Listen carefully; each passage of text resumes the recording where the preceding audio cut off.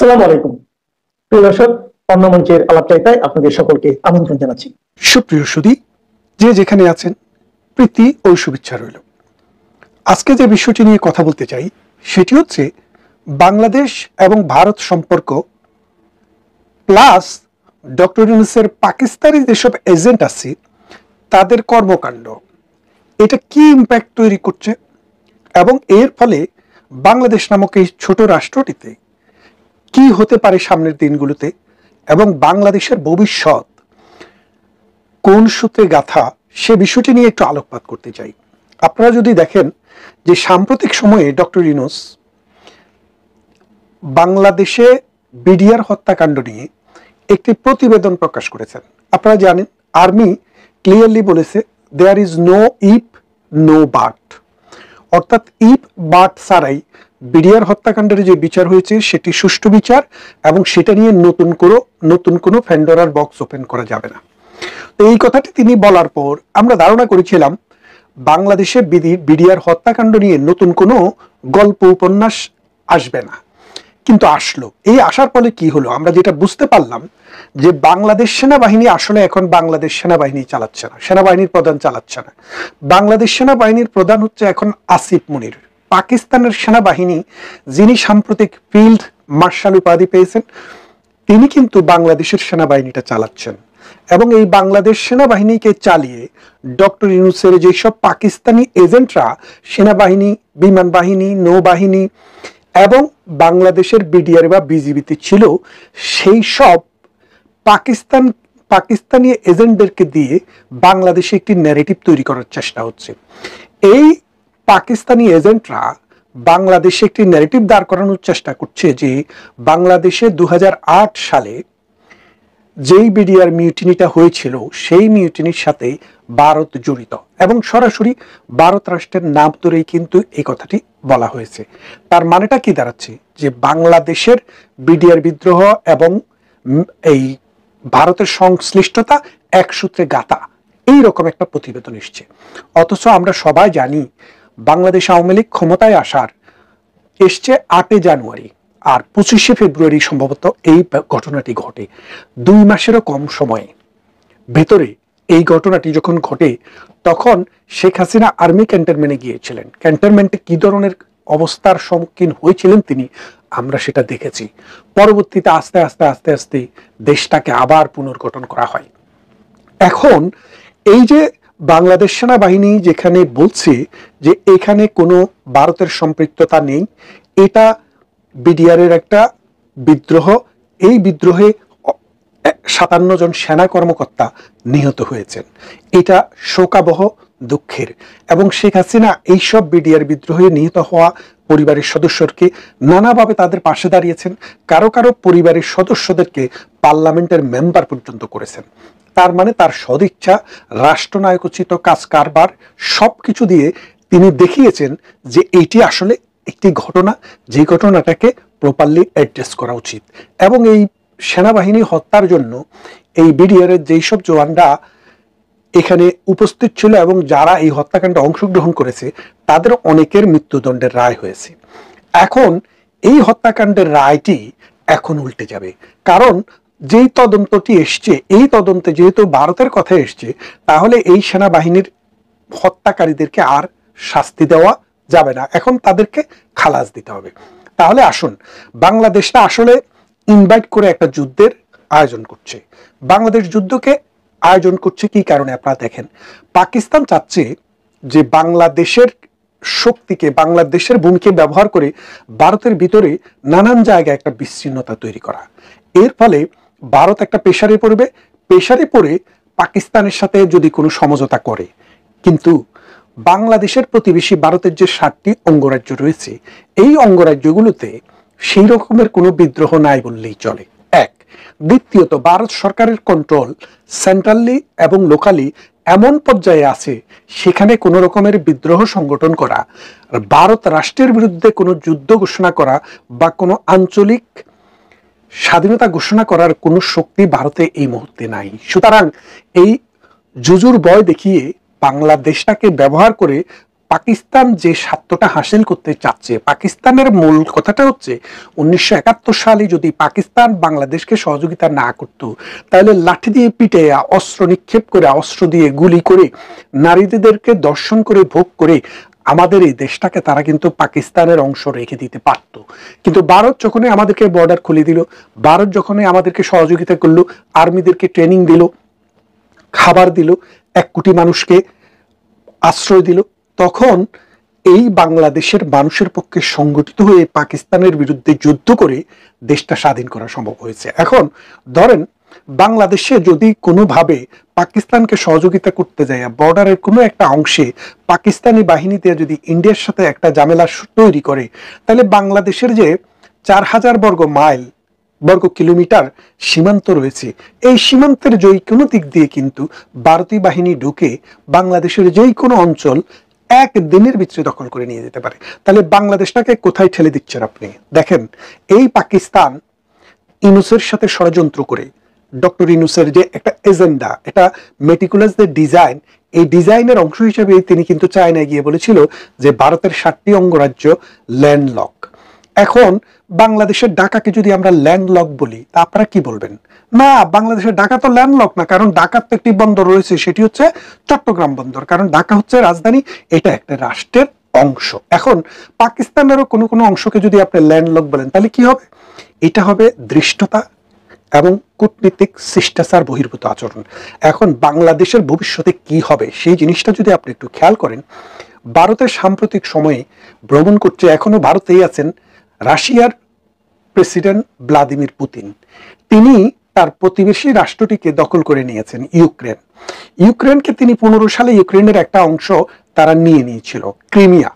নিয়ে নেওয়ার পর কিছুই করতে পারেনি, পরবর্তীতে এবার আবার ইউক্রেনকে দখল করার চেষ্টা, এবং রাশিয়ার প্রচুর ক্ষয়ক্ষতি হয়েছে, কারণ আমেরিকা এবং পুরো ইউরোপ রাশিয়ার বিরুদ্ধে যুদ্ধ করছে, কিন্তু শেষ পর্যন্ত যুদ্ধে রাশিয়াকে পরাজিত করা যায় নাই। যার ফলে আমেরিকার প্রেসিডেন্ট ডোনাল্ড ট্রাম্প আসার পর রাশিয়ার সাথে আলাপ আলোচনা হয়। সেই আলাপ আলোচনার এখনকার যে স্টেজ, সেই স্টেজে দম্বাস নামে যে অঞ্চলটি, বিশাল একটি অঞ্চল, বাংলাদেশ যত বড় তার চেয়ে বড় অঞ্চল, এখন ছেড়ে দিতে হচ্ছে রাশিয়াকে, দিয়ে একটি নেগোসিয়েশন করে পিসফুল সেটেলমেন্টের পথের দিকে যাওয়ার একটি সম্ভাবনা দেখা দিয়েছে। তার মানে বড় শক্তি যখন আক্রমণ করে, তখন তারা যাওয়ার সময় যে থাবাটা দেয় বাংলাদেশের এই ছোট্ট অঞ্চলে, এই থাবাটা যদি ভারত দেয়, তাহলে ডক্টর ইউনূস, তার যে পাকিস্তানি দালাল, এই পাকিস্তানি সিআইএর যেসব দোসররা আছে, বাংলাদেশের চাকরি করেছে কিন্তু সার্ভ করেছে পাকিস্তানকে, তারা কিন্তু এটা রক্ষা করতে পারবে না। তাই এখন ভারত দেখলো যে যদি বাংলাদেশ প্রতিদিন ডক্টর ইউনূসের এই ফর্মুলা চলতে থাকে, এই রকম ভাবে কথাবার্তা চলতে থাকে এবং অ্যাগ্রেশন দেখাতে থাকে, তাহলে কিন্তু ভারত যেই কোনো সময়ে রাশিয়ার মতো, ক্রিমিয়ার মতো, দনবাসের মতো বাংলাদেশকে আক্রমণ করে বসতে পারে। আক্রমণ তো ভারত করতে চায় না, কারণ ভারত 75 সালে বঙ্গবন্ধুকে যখন খুন করা হয়, তখনও কিন্তু ভারত বাংলাদেশ দখল করতে আসেনি। গত 54 বছরে ভারত কখনো কোনো ইনিশিয়েটিভ নেয়নি যে বাংলাদেশের 1 ইঞ্চি জায়গাও নিতে, বরং বাংলাদেশের যে ছিটমহল বিনিময় হয়, 1500 হেক্টর জমি ভারত বাংলাদেশকে বেশি দিয়ে সীমারেখাটাকে ঠিক করে চলে গেছে, সমাধান করছে। এবং ভারতের সাথে বাংলাদেশের সমুদ্র সীমা 25,000 বর্গ কিলোমিটার নিয়ে সমস্যা ছিল, ভারত সেটি আরবিট্রেশনের মাধ্যমে 4500 নিয়ে বাংলাদেশকে 21,500 কিলোমিটার, 20,500 কিলোমিটার ছেড়ে দিয়েছে। তার মানেটা আপনি দাঁড়ালো কি, যে ভারত কখনো তার এই প্রতিবেশীর ভূখণ্ডের প্রতি কোনো লালসা নেই, কোনো লোভ নেই। কিন্তু আজকে ডক্টর ইউনূস ক্ষমতায় আসার পর ভারতীয় ভূখণ্ডের প্রতি যেই তাচ্ছিল্যের সুরে এবং যেই রকম শিষ্টাচার বহির্ভূতভাবে এবং পাকিস্তানের চরদেরকে দিয়ে ভারতকে অশান্ত করে প্রকারান্তরে বাংলাদেশটাকে একটা ব্যাটেল ফিল্ড করার চেষ্টা করছে, এই ব্যাটেল ফিল্ড করার যদি চেষ্টা হয়, তাহলে এই সুজলা সুফলা শস্য শ্যামলা জনসংখ্যার বারে নুজু এই মাটি এবং পানির দেশ, নদী এবং খালের দেশ বাংলাদেশটি বিচ্ছিন্ন হয়ে যাবে, ছিন্ন ভিন্ন হয়ে যাবে। ডক্টর ইউনূস জানেন তিনি বেশি দিন বেঁচে নেই, তার দেশে দেশে বাড়ি আছে, দেশে দেশে ঘর আছে, পৃথিবীর সমস্ত ব্যাংকগুলোতে কোটি কোটি টাকা তার রয়ে গেছে, তার কবরেও যদি টাকা দিয়ে দেওয়া হয়, স্বর্ণ গয়না দিয়ে দেওয়া হয়, তাও তার টাকা পুরাবে না। তাই তিনি এখন মানুষের কথা ভাবছেন না, তার যে চিন্তা, তার যে চেতনা, তার যে আচরণ, সেটা এমন একটা দিকে নির্দেশ করছে যে বাংলাদেশ সত্যিকার অর্থে এটি অন্ধকার প্রকোষ্ঠের দিকে যাওয়া দিচ্ছে। বাংলাদেশ যদি এখনই এই জায়গা থেকে ফিরে না আসে, তাহলে মনে করুন আগামী দিনের বাংলাদেশ আমেরিকা, ব্রিটেন, পশ্চিমা বিশ্বের অন্যান্য দেশ, পাকিস্তান এবং বাংলাদেশ এবং ইন্ডিয়া মিলে একটা যুদ্ধক্ষেত্র তৈরি হবে। রাশিয়াও সেখানে ইন্ডিয়ার পাশে এসে দাঁড়াবে। সেই ক্ষেত্রে বাংলাদেশ কি সেটা অ্যাফোর্ড করতে পারবে? আর যদি না পারে, আপনারা আমরা সবাই ডক্টর ইউনূসের এই মেটিকুলাস ডিজাইনের বিরুদ্ধে শক্তিশালী অবস্থান নিয়ে বলতে হবে, আমার সোনার বাংলা, আমি তোমায় ভালোবাসি, এই দেশ আমার, এই মাটি আমার। এটাকে আমরা বন্ধুত্বের ভিত্তিতে রক্ষা করতে চাই, কারোর সাথে যুদ্ধ করে নয়। ভালো থাকবেন। আসসালামু আলাইকুম।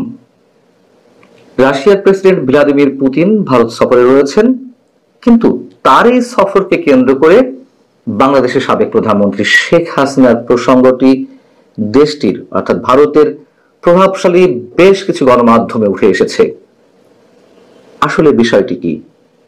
সোশ্যাল মিডিয়াতে একটি খবর বেশ ছড়িয়ে পড়েছে। ভারতের প্রধানমন্ত্রী নরেন্দ্র মোদী, ভ্লাদিমির পুতিন এবং শেখ হাসিনার মধ্যে যৌথ বৈঠক হয়েছে। শেখ হাসিনা এবং রুশ প্রেসিডেন্ট ভ্লাদিমির পুতিনের মধ্যেও আলাদা বৈঠক হয়েছে এবং সেই বৈঠকগুলো নাকি দফায় দফায় চলছে, এমন খবরও ছড়িয়ে বেড়াচ্ছে। ব্যক্তিগতভাবে আমার কাছেও কেউ কেউ ফোন দিয়ে জানতে চেয়েছেন আসলে বিষয়টি কি, শেখ হাসিনা এবং ভ্লাদিমির পুতিনের মধ্যে কোনো বৈঠক হয়েছে কিনা।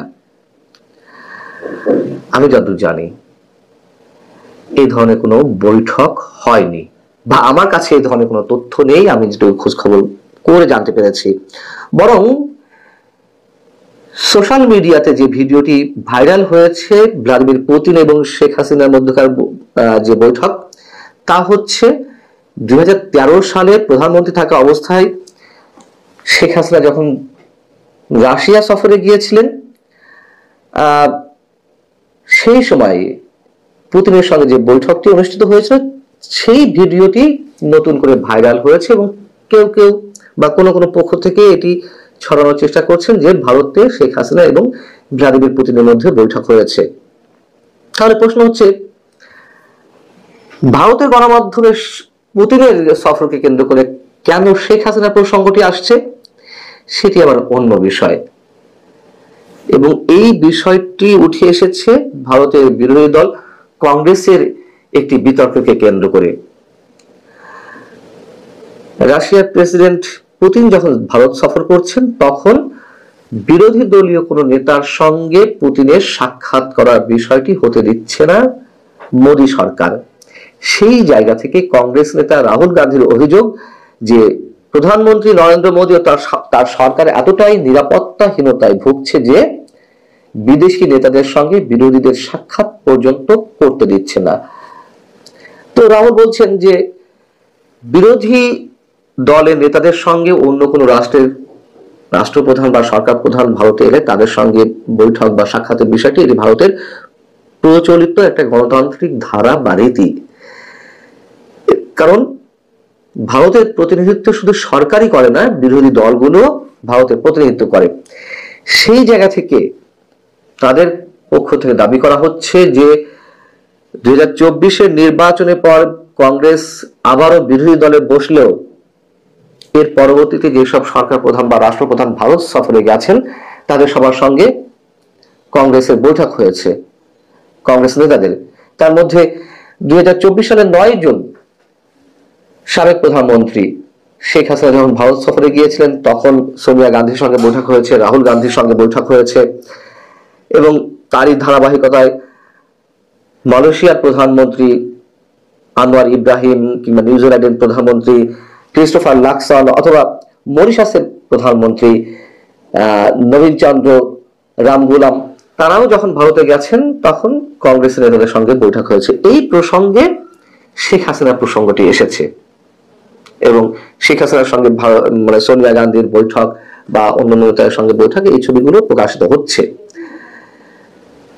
এখন যদি কেউ প্রশ্ন করেন তাহলে কি নরেন্দ্র মোদীর সঙ্গে পুতিনের মধ্যেও, পুতিনের সাথে যে বৈঠক, সেই বৈঠকেও কি বাংলাদেশ প্রসঙ্গে কোনো আলোচনা ওঠেনি?